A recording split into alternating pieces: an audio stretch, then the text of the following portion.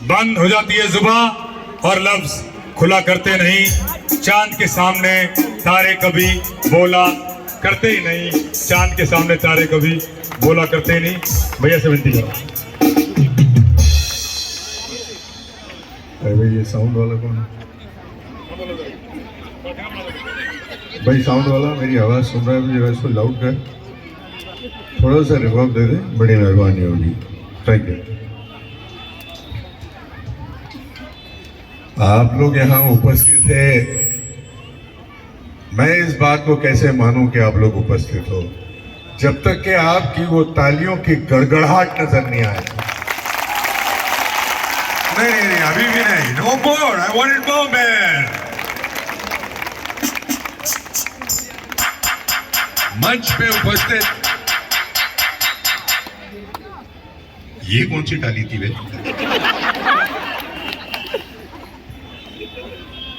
मंच पे उपस्थित तमाम महानुभावों को, छोटी बहन, छोटी गुड़िया कहूं, भाभी कहूं, भाभी तो नहीं कह सकता क्योंकि बहुत छोटा है, और जितनी भी जो महिलाएं हैं उन सबको मैं सादर प्रणाम करता हूं। और मेरे आया नगर के समक्ष बैठे हुए तमाम पांडव भाइयों बहनों, आप सबको इस कुंतीपुत्र अर्जुन का प्रणाम।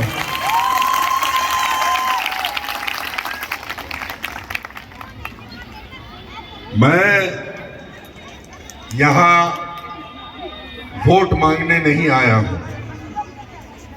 मैं यहां कोई भी इलेक्शन की बात नहीं करूंगा तो सिर्फ और सिर्फ महाभारत की भाषा करूंगा, महाभारत की बात करूंगा। अगर आपको सुनना है तो तालियां बजाइए, या तो मैं अपनी कुर्सी पकड़ लूंगा।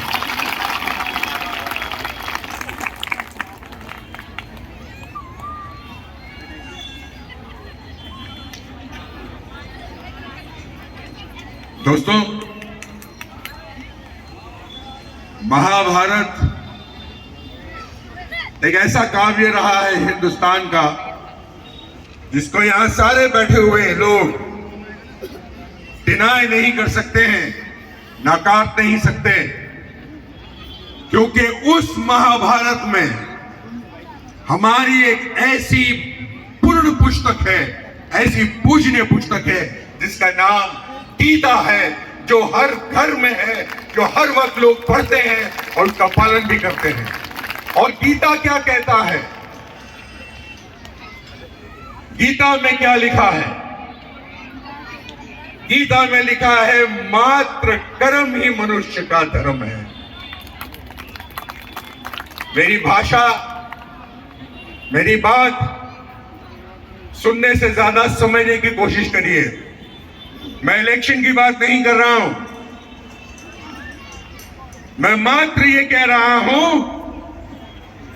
कि जो यहां तमाम लोग बैठे हैं वो गीता पढ़ते होंगे, हमारे बुजुर्ग उसका पालन करते हैं, मंदिर में जाते हैं, लेकिन वहां क्या बोला जाता है? गीता का पहला अध्याय है मात्र कर्म ही मनुष्य का धर्म है। और अगर कर्म ही मनुष्य का धर्म है तो 5 साल पहले मैं जहां आया था, आज फिर आया हूं अपने छोटे भाई के लिए, अपने बच्चे समान दोस्त के लिए। और मैंने क्या देखा? मैंने देखा कि जिस रोड पर कभी हम लोगों को अंधेरे में चलना पड़ता था, आज उस सारे रोड पर लाइट्स लगी हुई हैं और इतना उजाला है कि मुझ जैसा काला इंसान भी आप लोगों को गोरा दिखता है। मैंने कहा था कर्मों की भाषा बोलूंगा, मैं इलेक्शन की भाषा नहीं बोलूंगा। तो आपकी पहला कर्म, आपके इस प्यारे से देश में, प्यारे से जगह पर, आया नगर में लाइट्स आ गई। बच्चों के लिए, बच्चों के हित के लिए, एक माओं के लिए, बहनों के लिए एक प्यारा सा गार्डन बनाया गया। और सिर्फ गार्डन नहीं बनाया गया, उसमें झूले भी लगाए गए हैं, उसमें ऐसा कूपे भी लगाया गया जहां धूप में भी बैठ के आराम से ठंडी ठंडी हवा का मजा लिया जाएगा। मैं आ रहा हूं उस जगह पर कि आप ये बताइए, हरियाणा जो है वो सबसे ज्यादा मशहूर किस चीज में है? ये क्या पहलवानी में, राइट। आज हरियाणा का हर बच्चा ये बोल सकता है और फख्र से बोल सकता है कि नेशनल नहीं, रीजनल नहीं, इंटरनेशनल में भी अगर ज्यादा तमगे जीते जाते हैं तो वहां कहीं ना कहीं जाके हरियाणा का दखल होता है और हरियाणा के पहलवान होते हैं या हरियाणा का शूटर होता है। ये महाराष्ट्र नहीं बोल सकता।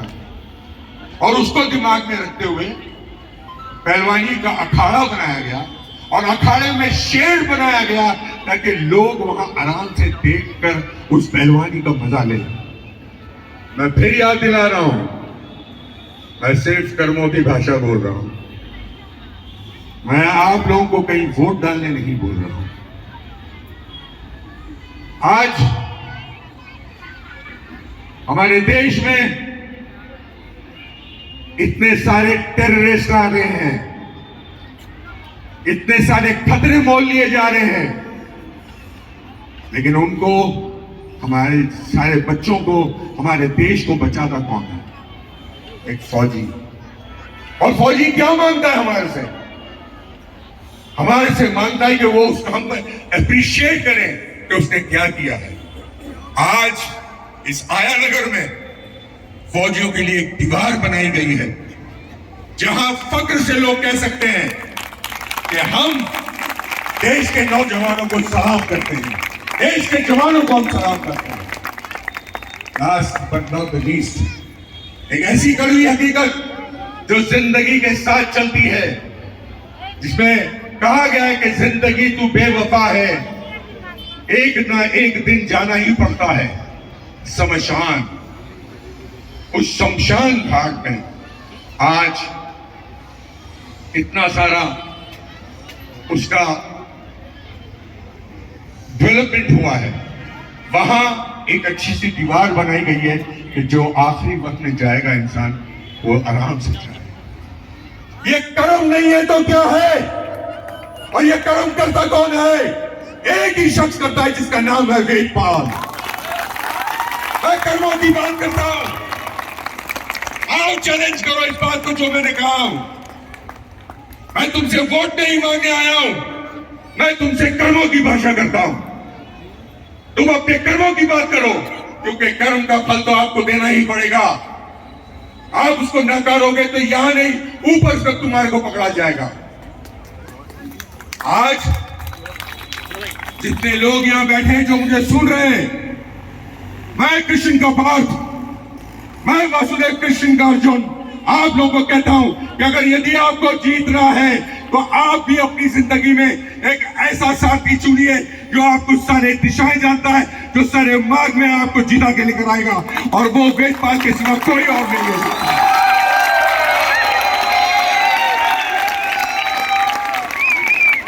दोस्तों, मैंने कहा था कौन क्या करता है वो छोड़ दीजिए, हर इंसान को अपने भविष्य के बारे में सोचना है, अपने बच्चों के बारे में सोचना है, अपनी मां बहनों के बारे में सोचना है। लोग न जाने कहां कहां से आते हैं और इस बात का दावा करते हैं कि हम तुम्हारी सेवा करेंगे। अबे गधों, पहले जाके अपनी तो सेवा करो यार। अभी अभी वेद ने कहा कि चाहे रात का कोई भी टाइम हो, गार्डन हो, रास्ता हो, कहीं भी हो, आपको अरे भाई तुम नीचे उतर, नहीं तो वो उतार देंगे। कहीं भी आपको वेद नजर आएगा। तो वेद क्यों नजर आता है भाई? हरियाणा की प्यारी प्यारी ठंडी हवा, ठंडी माहौल। देखिए, दिल्ली का बॉर्डर और हरियाणा का स्टेट है। दिल्ली स्टेट हजे ना बात एक ही है, तरबूजा छुरी में गिरे, छुरी तरबूजे गिरे, काटना तो तरबूजे को ही है ना भाई। भाई आपने लोगों ने अच्छे अच्छे को पानी पिलाया, मुझे भी थोड़ा पिला दो।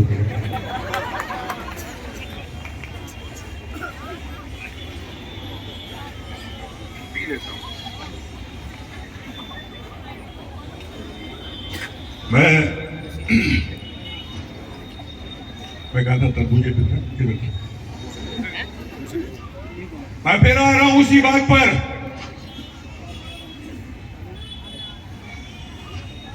पर, आ रहा हूं मैं कि महाभारत में आपने देखा होगा युद्ध का समय था, जहां दुर्योधन वो टकला और मैं, हम दोनों गए वासुदेव कृष्ण के पास सहायता मांगने के लिए कि वासुदेव हमको सहायता चाहिए, युद्ध हो रहा है।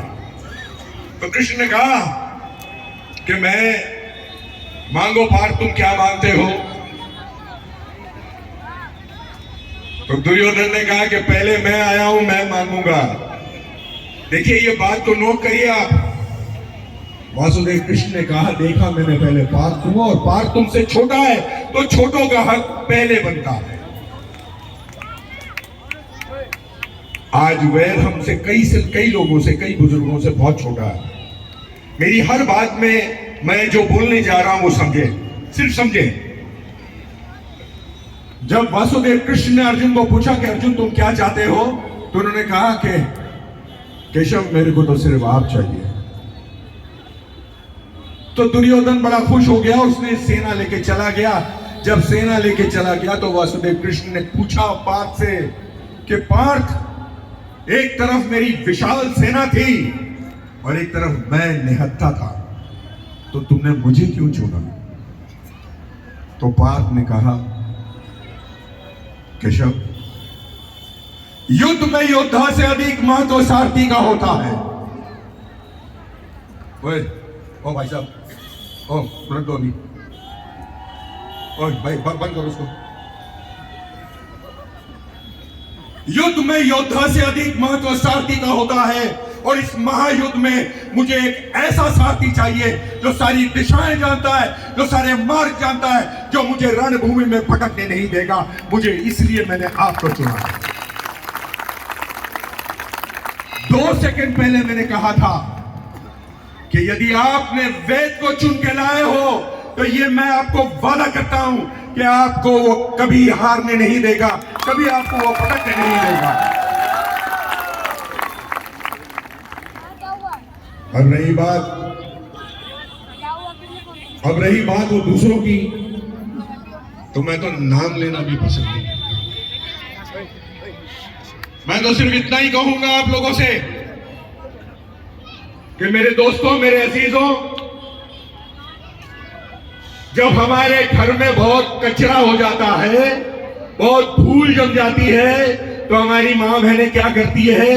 उस कचरे को काय से साफ करते हैं हम लोग। जब उससे हम साफ कर देते हैं तो क्या उसको हम अपने बेडरूम में रखते हैं या बाहर फेंकते हैं? तो उसी तरह से उस झाड़ू को भी बाहर फेंकते हैं। सिंपल लॉजिक है। मैं प्रैग्मेटिकली बात करता हूं, बिल्कुल प्रॉब्लम आप लोगों का सॉल्व हो जाएगा। मैंने वोट की तो बात ही नहीं किया हूं। कोई बोल दे मैंने बोला है कि भाई वोट आप वेद को दीजिए। मैं तो जो बोल रहा हूं कर्मों की भाषा बोल रहा हूं। वेद ने 5 साल में जो वादा किया था, मैं यहीं खड़ा था, यहीं बोला था। आज बड़े फक्र से कहता हूं कि इस बच्चे ने वो चीज पूरा किया है, और ये मेरा दावा है, ये सही कहा है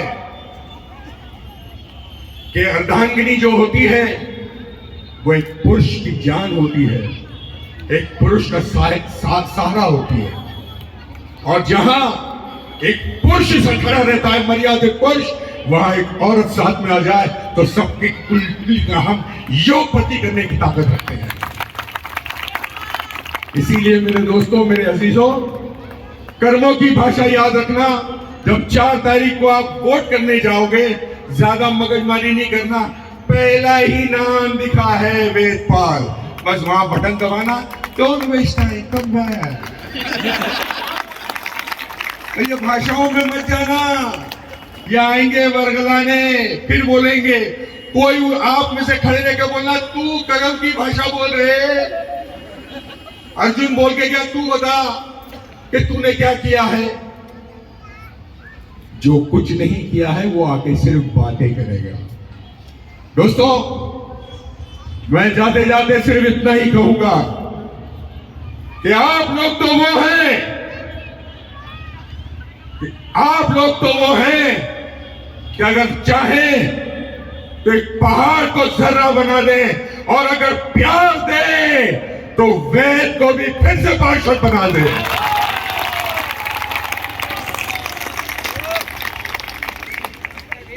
और ये जितने भी जो ठेके लेके रखे हैं ना, वेद ने बोला मिठाई लेते हैं, हार पहनाते हैं, ये नहीं पहनता है। लेकिन आप लोग तालियों से इसको बता दो कि 4 तारीख को हम तेरे को जिता के लाएंगे, तेरे को हार भी खिलाएंगे और मिठाई भी खिलाएंगे। ये ताली रुकना नहीं चाहिए दोस्तों।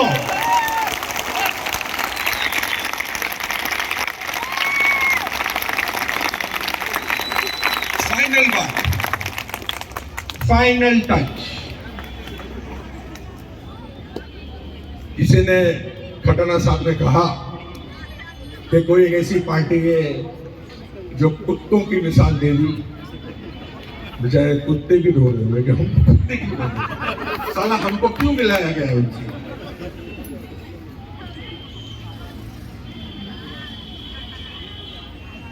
तो खटाना साहब सुनिए, और आप लोग भी सुनिए, और उनको बोलिए कि हमको मिटा सके ये जमाने में दम नहीं।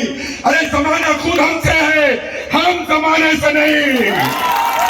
बहुत बहुत धन्यवाद। Thank you so very much ladies and gentleman, thank you very much.